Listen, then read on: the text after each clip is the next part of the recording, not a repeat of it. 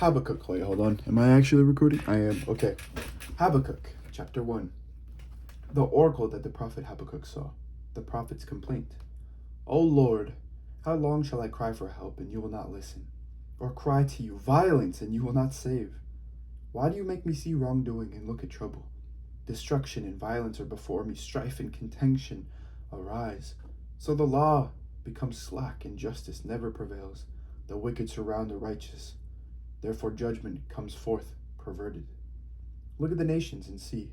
Be astonished, be astounded, for a work is being done in your days that you would not believe if you were told. For I am rousing the Chaldeans, that fierce and impetuous nation, who march through the breadth of the earth, to seize dwellings not their own. Dread and fearsome are they. Their justice and dignity proceed from themselves. Their horses are swifter than leopards, more menacing than wolves at dusk. Their horses charge, their horsemen come from far away. They fly like an eagle, swift to devour. They all come for violence, with faces pressing forward. They gather captives like sand. At kings they scoff, and of rulers they make sport. They laugh at every fortress, and heap up earth to take it. Then they sweep by like the wind. They transgress and become guilty. Their own might is their God. Are you not from of old, O Lord my God, my Holy One? You shall not die. O Lord, you have marked them for judgment, and you, O Rock, have established them for punishment. Your eyes are too pure to behold evil, and you cannot look on wrongdoing. Why do you look on the treacherous, and are silent when the wicked swallow those more righteous than they? You have made the people like the fish of the sea, like crawling things that have no ruler. The enemy brings all of them up with a hook. He drags them out with his net. He gathers them in his seine. So he rejoices and exults. Therefore he sacrifices to his net and makes offerings to his seine, for by them his portion is lavish and his food is rich. Is he then to keep on emptying his net and destroying nations without mercy? God's reply to the prophet's complaint, chapter 2. I will stand at my watchpost and station myself on the rampart. I will keep watch to see what he will say to me, and what he will answer concerning my complaint. Then the Lord answered me and said, Write the vision. Make it plain on tablets so that a runner may read it. For there is still a vision for the appointed time. It speaks of the end and does not lie. If it seems to tarry, wait for it. It will surely come. It will not delay. Look at the proud. Their spirit is not right in them, but the righteous live by their faith. Moreover, wealth is treacherous. The arrogant do not endure. They open their throats wide as Sheol. Like death, they never have enough. They gather all nations for themselves and collect all peoples as their own. The woes of the wicked. Shall not everyone taunt such people, and with mocking riddles say about them, Alas for you who heap up what is not your own. How long will you load yourselves with goods taken in pledge? Will not your own creditors suddenly rise, and those who make you tremble wake up? Then you will be booty for them, because you have plundered many nations. All that survive of the people shall plunder you, because of human bloodshed and violence to the earth, to cities and all who live in them. Alas for you who get evil gain for your house, setting your nest on high to be safe from the reach of harm. You have devised shame for your house by cutting off many peoples. You have fortified your life. The very stones will cry out from the wall, and the plaster will respond from the woodwork. Alas for you who build a town by bloodshed, and found a city on iniquity. Is it not from the Lord of hosts that people labor only to feed the flames, and nations weary themselves for nothing? But the earth will be filled with the knowledge of the glory of the Lord, as the waters cover the sea. Alas for you who make your neighbors drink pouring out your wrath until they are drunk, in order to gaze on their nakedness. You will be sated with contempt instead of glory. Drink, you yourself, and stagger. The cup in the Lord's right hand will come around to you, and shame will come upon your glory.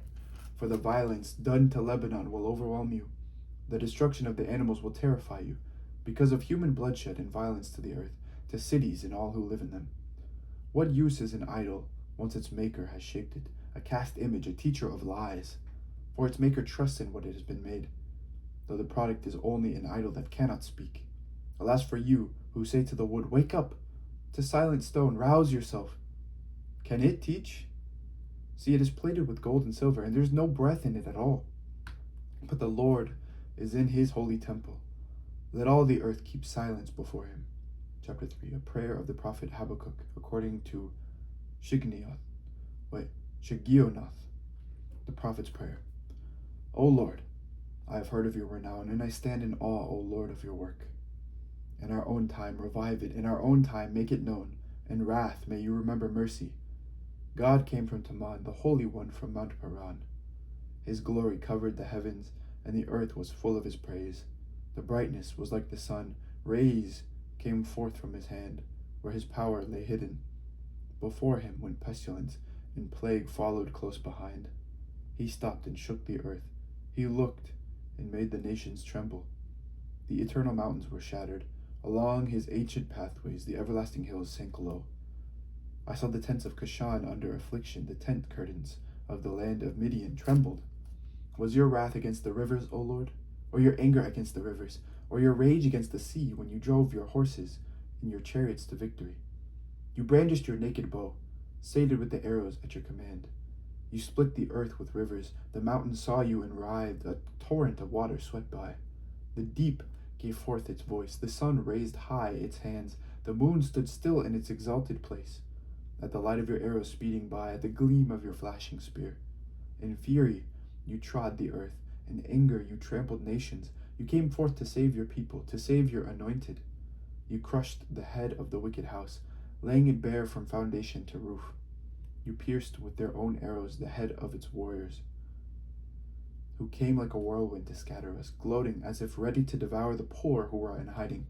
You trampled the sea with your horses, churning the mighty waters. I hear, and I tremble within. My lips quiver at the sound. Rottenness enters into my bones, and my step trembles beneath me. Await quietly for the day of calamity to come upon the people who attack us. Trust and joy in the midst of trouble.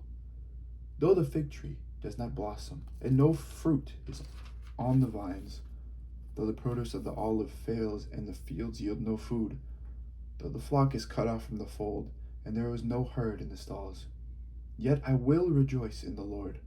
I will exult in the God of my salvation. God the Lord is my strength. He makes my feet like the feet of a deer, and makes me tread upon the heights. To the leader with stringed instruments. This is the word of the Lord, thanks be to God. And that was Habakkuk. Thank you for listening. Have an amazing day, and God bless. Take care. Bye-bye.